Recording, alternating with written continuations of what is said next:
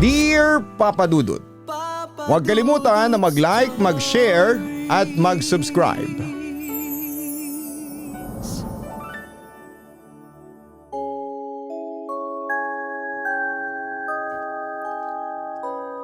Magandang araw po sa inyo at sa lahat ng mga nakatutok ngayon sa inyong programa. Tawagin mo na lamang ako sa pangalang Vicky. 19 na taong gulang na ako sa ngayon at kasalukuyang nasa kolehiyo dito sa Cavite. Kung hihingi ka ng clue sa course ko, basta sabihin na lang natin na araw-araw akong may hawak at nakasabit na stethoscope yon sa leeg ko. O hindi ba? Madaling hulaan. Lahat ng i-open up ko sa iyo rito, Papa Dudut, ay purely based on my own personal experiences. Walang dagdag, walang bawas sa kung ano ang totoong nangyari at nararamdaman ko. Kanya-kanya na lang talagang interpretasyon ang mga tagapakinig at readers kung paano nila intindihin ang kwento ko.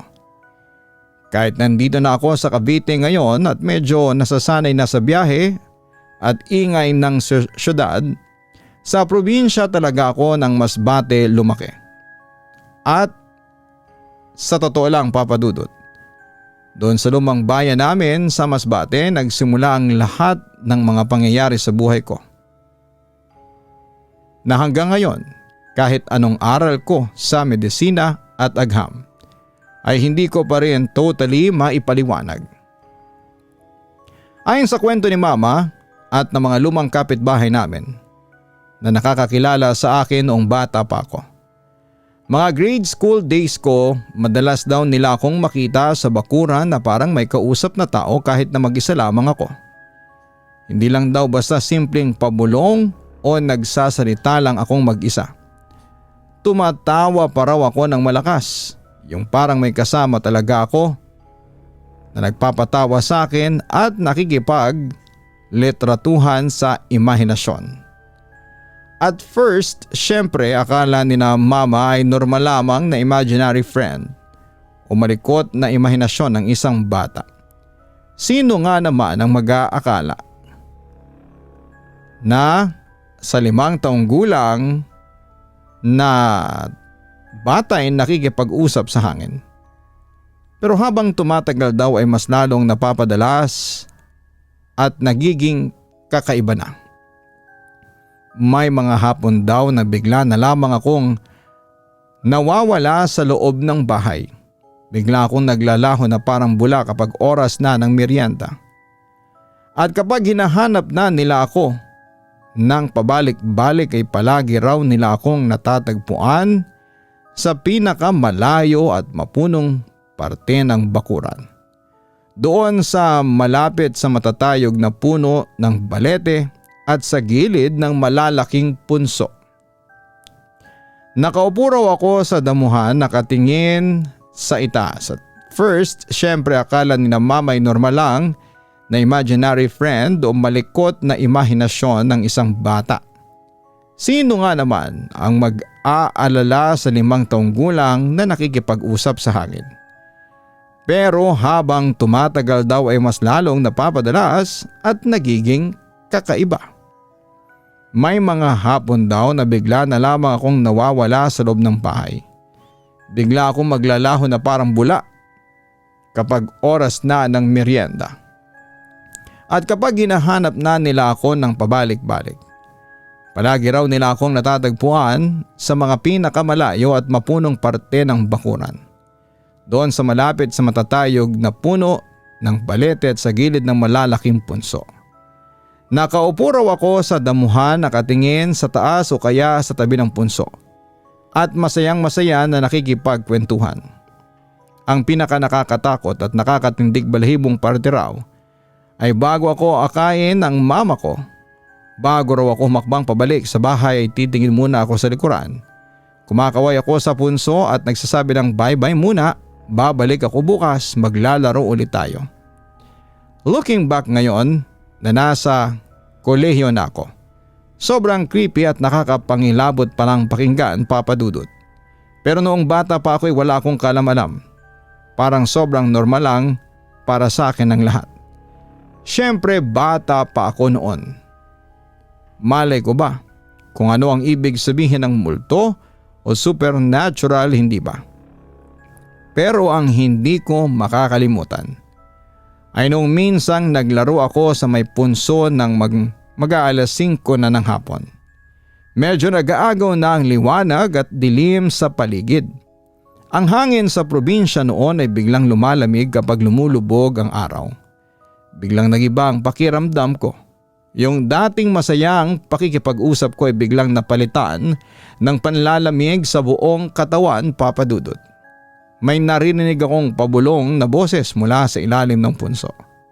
Hindi na siya tulad ng boses ng kaibigan.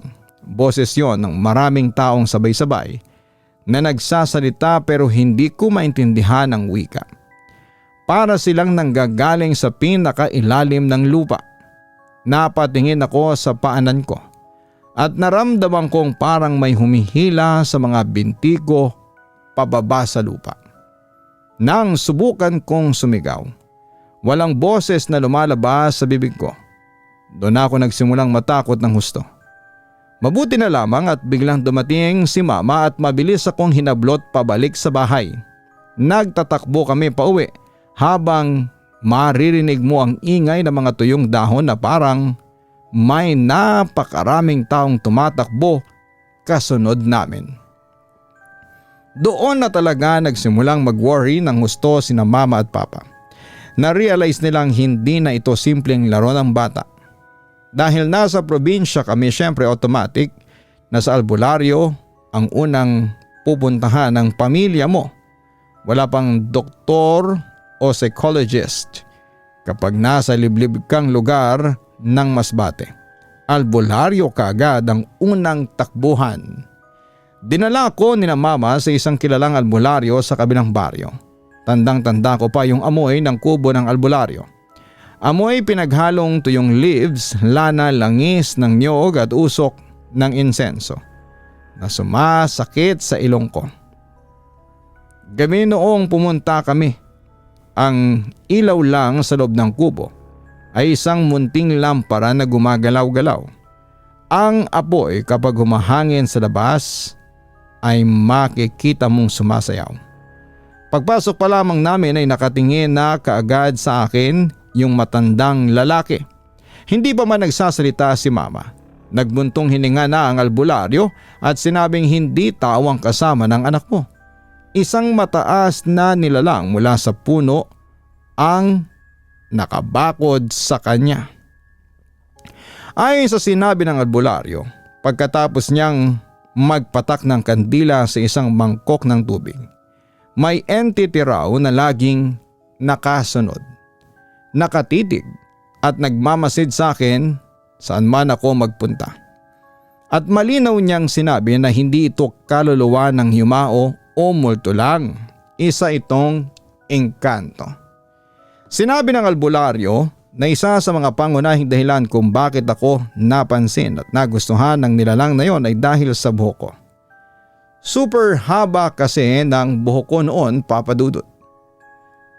Natural wavy black hair siya na kapag nasisikatan ng araw ay medyo kumikinang pa. Noong bata pa ako, lagi akong napupuri ng mga tao sa baryo kasi mukha raw akong dalayg o pang Barbie yung datingan dahil sa bagsak at alon ng buhok ko. Pero yung papuri na yon ay naging sumpa pala para sa pamilya namin. Sabi ng albularyo, Papa Dudut, sa paningin ng mga engkanto, ang mahabang wavy hair ko ay parang corona. Nais daw nila akong kunin at dalhin sa kabilang mundo para gawing kabiyak o palaking kasama roon. Nang marinig yon ni Mama ay halos maiyak siya sa takot. Kaya mula noong araw na yon ay paulit-ulit at walang awan nilang ginugupitan ang buhok ko. Gusto ni Mama na gawing maikling-maikli lang ang buhok ko, yung parang panlalaki na gupit. Kasi naniniwala sila na baka kapag nawala yung magandang buhok ko ay mawala na rin ng interes sa akin yung engkanto at iwan na ako nito. Baka sa paggupit sa buhok ko, binigyan din ako ng albularyo ng panangga o proteksyon. Isa itong maliit na pulang tela na may tahi sa gilid. Bukod sa paggupit sa buhok ko, binigyan din ako ng albularyo ng panangga o proteksyon. Isa itong maliit na pulang tela na may tahi sa gilid. Sa loob ng pulang tela ay may nakatagong maliit na papel na naglalaman ng Latin words at orasyon na nakasulat sa itim na tinta, kasama ang kaunting abo mula sa sinunog na palaspas ng linggo ng palaspas. Inutos ng albularyo na kailangan ko itong isuot sa loob ng damit araw-araw gamit ang safety pin. Huwag na huwag ko raw itong tatanggalin, lalo na kapag lalabas ako ng bahay o kapag nag-aagaw ang liwanag sa dilim. Pero kahit may panangga na ako, may mga gabing hindi pa rin naging tahimik ang buhay namin sa Masbate. Alalang-alala ang mga magulang ko sa akin. At nare-recall ko pa yung isang gabi kung kailan gawa ang bahay namin sa light materials, kawayan at nipa. Madaling araw noon, mga kulang-kulang 3:00 ay biglang nagising ang buong pamilya namin dahil sa lakas ng kaluskos sa bubong. Parang may napakalaking ibon o mabigat na bagay na lumapag sa tuktok ng bahay namin. Nang tignan ni Papa sa bintana, pinalibutan ang bahay namin ng libu-libong malalaking itim na langgam ng mga tangay-tangay na ay tuyong dahon. Sa labas ng bakuran ay narinig namin ang kakaibang huni ng tuko. Pero hindi ito ordinaryong tuko. Ang boses ay parang taong sumisigaw ng patulis mula sa malayo. Nang buksan ni Papa ng bahagya ang pintuan para tingnan ang mga paligid gamit ang flashlight, nagulat kami sa nakita namin sa hagdanan. May nakapahid na sariwang dugo sa pintuan at may mga footprints ng malalaking paa na may 3 daliri lamang. Umiyak na lamang ako habang hawak-hawak ni Mama ang pulang tela na nakapin sa damit ko. Nagdasal kami ng ama namin ng paulit-ulit hanggang sa magsimulang sumikat ang araw at mawala ang mga nakakatakot na ingay sa labas, Papa Dudut. Samantala, habang lumalaki ako, nagkaroon ako ng sariling isip at naging medyo skeptical ako sa mga ganitong bagay. Alam mo yon, Papa Dudut, noong nag-high school na ako, pumasok na sa isipan ko yung mga pinag-aralan sa science. Naisip ko na baka naman gawa-gawa lang ng matatanda ang lahat, baka kwentong bayan lamang para takutin ang mga bata para hindi maggala kapag hapon. Hindi ko talaga alam kung paano ko siya dapat paniwalaan o intindihin. Pero sa kabilang banda, napakahirap din niyang i-dismiss ng tuluyan. Kasi hindi lang naman isang tao ang may naaalalang ganong kakaibang experiences tungkol sa akin. Pati mga tito ko, tita ko at mga lumang kalaro ko sa Masbate kapag nagkwekwentuhan, kapag nagkikita-kita kami. Nagkakaisa sila sa mga kwento tungkol sa akin nung bata pa ako. Pero ang pinaka-weird at pinaka-nakakatakot na parte para sa akin ay ang sarili kong memorya. Kasi Papa Dudut, aware ako sa sarili ko. Naalala ng utak ko na may kinausap talaga ako noon. Dahil bata pa ako, hindi ko naman naisip na hindi tao o engkanto yung kausap ko. For me back then ay parang sobrang normal lang na may kasama ako sa ilalim ng puno. Walang takot ako sa puno noon. At ang naaalala ko sa memorya ko, binata yung presensya noong nakakausap ko. Hindi ko maalala ang mga mismong anyo ng mukha niya. Parang laging may liwanag o blur sa mukha niya sa alaala ko pero tandang-tanda ko yung boses niya. Sobrang soft-spoken, napakalambing, sobrang calm at strangely comforting ang pakiramdam. At kung i-describe ko man ang appearance niya batay sa tindig niya, sa alaala ko, kahit na hindi ko makita ang mukha batay sa build at figure niya, pakiramdam ko ay nasa age 20s na siya, Papa Dudut. May saktong pangangatawan, hindi pa masyadong mataba. Hindi rin payat at matangkad siya kumpara sa mga ordinaryong lalaki sa baryo namin. Kalmado lang talaga ang presensya niya, Papa Dudut, kaya siguro'y hindi rin ako natatakot noon kasi wala akong nararamdamang masamang balak mula sa kanya. Sa memory ng batang ako ay mabait lamang siya at parang napaka-safe ng lugar kapag katabi ko siya. And honestly, Papa Dudut, yung scent niya ang isa sa mga bagay na hindi ko talaga makalimutan. Buong buhay ko as in. Hanggang ngayon ay nandito ako sa Cavite at nag-aaral ng nursing/medisina. Minsan ay napapadaan pa rin yung amoy na yon. Like bigla na lang siyang susulpot sa hangin kahit nasa loob ako ng modernong kwarto o naglalakad sa kalsada. Kapag sinabi ko kay mama na mami naaamoy ulit ako, yung amoy nung sa Masbate, nagagalit siya sa akin. Ayaw na ayaw niyang pinag-uusapan o binabanggit yung mga ganong bagay. Sinabihan niya ako kaagad na Vicky, huwag mong pansinin. Huwag kang mag-isip ng ganyan, pagagalitan ka ng Diyos. Pero syempre ako na curious na kabataan ay tanong pa rin ako ng tanong, kaya lalong nagagalit si mama. Anyways, kung i-describe ko naman yung scent ng binata na yon ay sobrang familiar niya sa akin. Don't get me wrong, Papa Dudut, wala po akong nagiging ex o boyfriend. Buong buhay ko baka isipan ng listeners na nag-iimbento ako ng amoy ng lalaki ha. Basta sobrang bango noong scent na yon. Para siyang amoy ng bulaklak sa gubat na pinaghalo sa amoy ng malamig na usok at lumang kahoy na may tamis. Basta amoy na never ko pang naamoy sa kahit na anong pabango sa mall o tindahan buong buhay ko. Ang weird lang kasi, kahit sobrang bango niya sa ilong, minsan kapag masyadong matindi ang amoy, bigla na lang akong naduduwal at nahihilo. Parang bumabaligtad yung sikmura ko. At may mga times din na nakakatakot. Kasi parang hinahanap-hanap ng katawang ko yung amoy na yon. Parang nagkakaroon ako ng kakaibang obsession na kailangan kong mahanap kung nasaan yung amoy.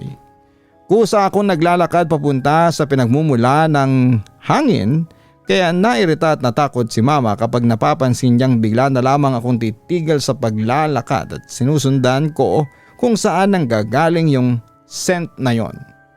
Fast forward nung high school na ako. Dito na nangyari yung karanasan na literal na ako mismo ang nakaranas habang malaki na at may kumpletong kamalayan. Medyo malapit na noon ang pandemic. Mga huling buwan ng 2019 o maaaring bahagi ng 2020s. May isang random guy na bigla na lamang laging tumatawag sa cellphone number ko, Papa Dudut, at ngayon Papa Dudut ay hindi ko pa rin alam kung sino siya o paano niya nakuha ang number ko.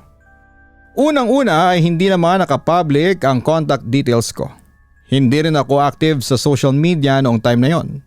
Palagi ko lang kasama ang mga matatalik kong kaibigan sa school. Bonding lang kami nang walang cellphone. Sobrang simpleng buhay lamang. Pero isang araw habang nakaupo ako sa kwarto, pagkahapon ay biglang nagring ang phone ko. Unknown number. Nang sinagot ko ay walang nagsasalita sa kabilang linya. Sa unang 5 segundo, ang naririnig ko lamang ay ang tunog ng malakas na hangin. At yung huni ng kuliglig sa background kahit pa katanghali ang tapat noon. What made it creepier, Papa Dudut, ay yung boses niya nang magsimula siyang magsalita. Sobrang familiar na boses yun. Parang kilala ko siya. Kahit saan sa kaibuturan ng utak ko. Pero kapag sinusubukan kong alalahanin kung sino siya sa mga kakilala ko sa paraan o sa kapitbahay, wala akong mahanap, Papa Dudut. Hindi ko talaga mag-gets yung utak ko noong time na yon. Super familiar yung boses ng lalaki pero hindi ko malaman kung paanong naging familiar sa akin. Like, what the heck? Sobrang gulo. Hindi ma-visualize ng utak ko. Hanggang sa isang araw, isang tawag, sinabi ng lalaki sa kabilang linya gamit ang napakabagal at napakalambing na boses sa akin. Grabe, malaki ka na pala ngayon. Dati nakikita pa kita. Ang bata mo pa noon. Palakad-lakad ka lang kung saan sa ilalim ng puno. Doon talaga ako nag-creep out ng sobra. Pinaligiran ako ng malamig na pawis sa buong katawan ko. Kung kausapin ako ng lalaki sa telepono, parang kilalang kilala na niya ako mula pa noong sanggol ako. Kahit sino naman siguro ang nasa lugar ko ay matatakot ng husto kapag may random person na parang ang daming alam tungkol sa kabataan ko at sa mga ginawa mo noong bata ka pa, hindi ba? Matapos niyang sabihin yon, pilit kong tinanong ng pasigaw, "Sino ka ba? Paano mo nakuha ang number ko?" Kahit na hindi ko nakikita ay nararamdaman ko nang ngumiti lamang siya sa kabilang linya. Narinig ko yung paghinga niya at bahagyang pagtawa niya bago ko mabilis na pinatayan ang call at blinako na ang number na yon.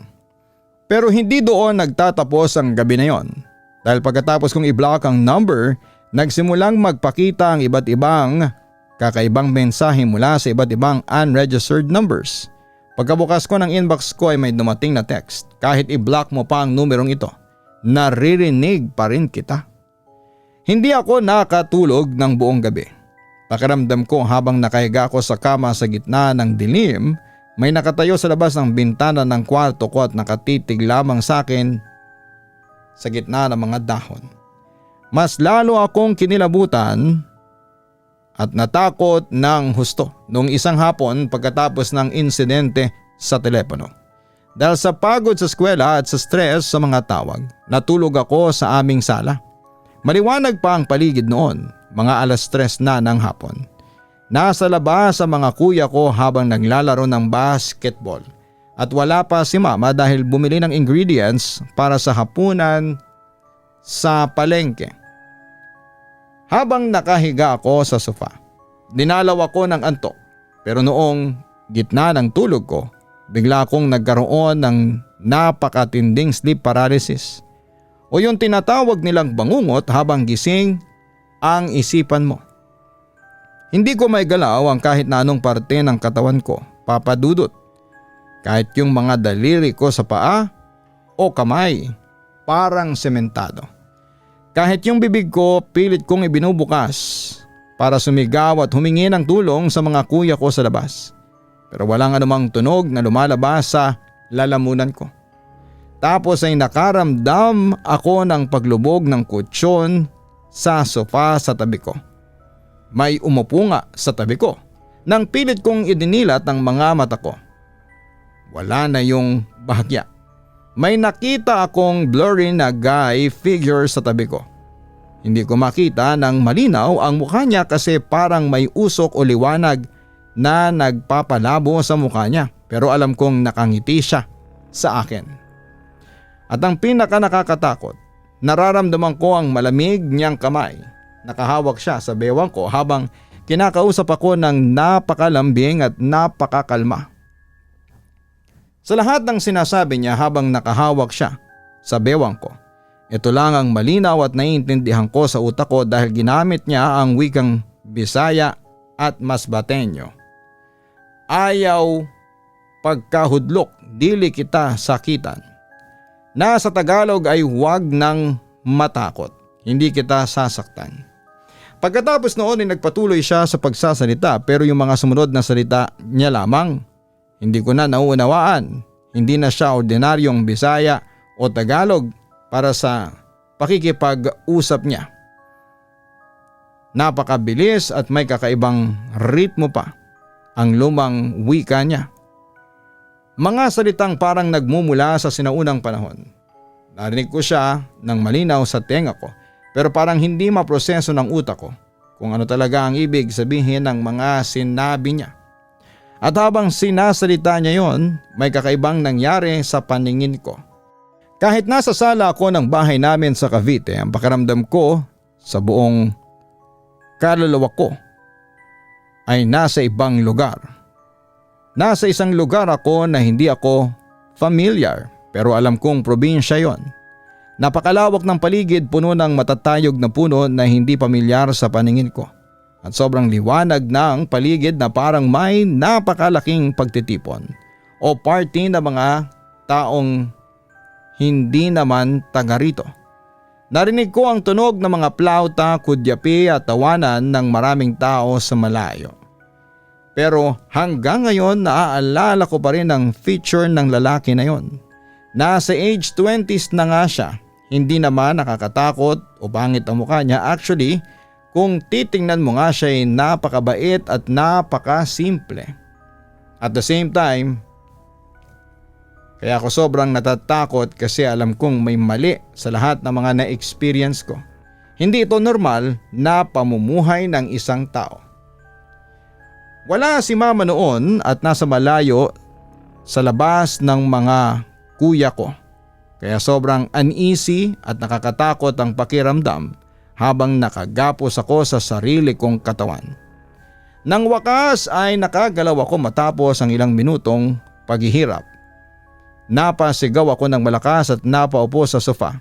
Pawis na pawis ako at ang amoy sa buong sala ay amoy ko. Ang napakabangong scent ng binata. Until now ay hindi ko pa rin makakalimutan ang experience na yon. Mananatili na yata yon sa memorya ko habang buhay. Minsan kapag nag-aaral ako ng puyat para sa mga exams ko sa college o kapag naglalakad ako ng hallway sa university habang dala-dala ang stethoscope ko, bigla na lang dadaan yung kakaibang amoy na yon sa ilong ko. Malamig na hangin na may amoy ng hindi malilimutang bulaklak at kahoy.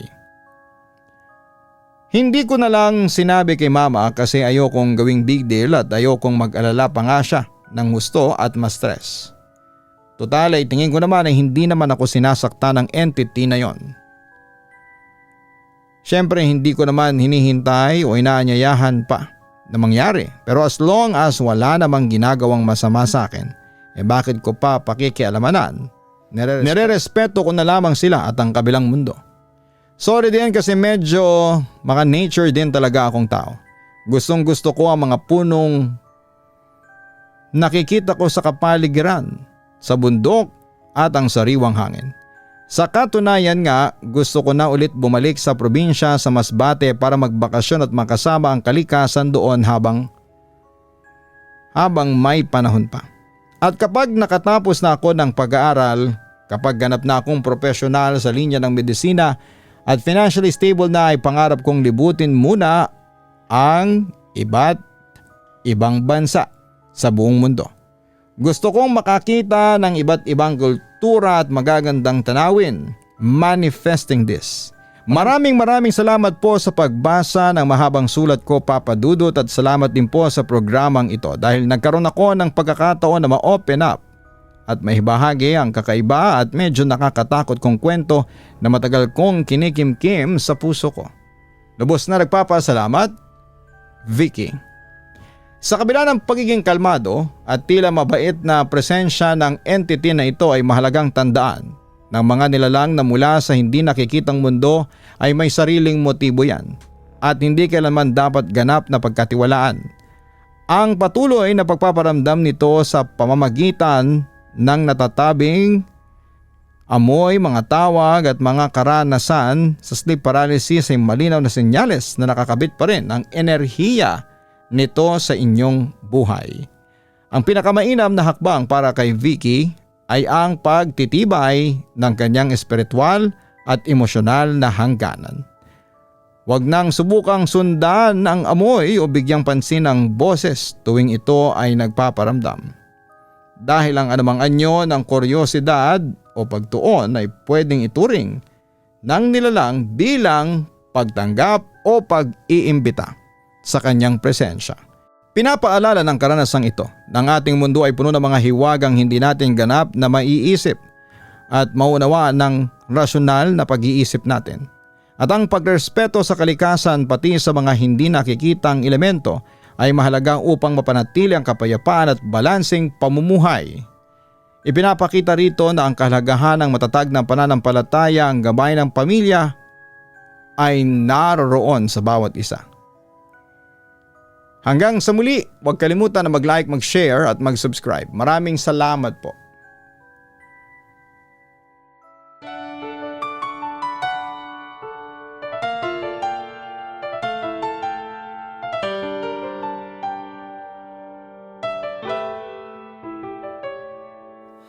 Ang buhay ay mahiwaga, laging may lungkot at saya. Sa Papa Dudut Stories, laging may karamay ka.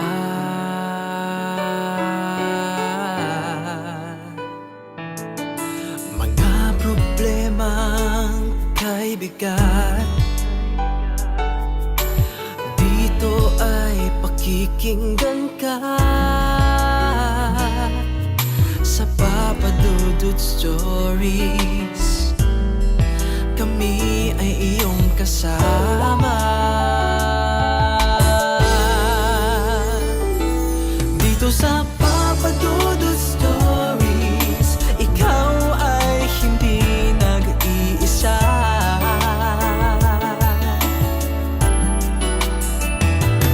Dito sa Papa Dudut Stories, may nagmamahal sa'yo. Papa Dudut Stories, Papa Dudut Stories, Papa Dudut Stories.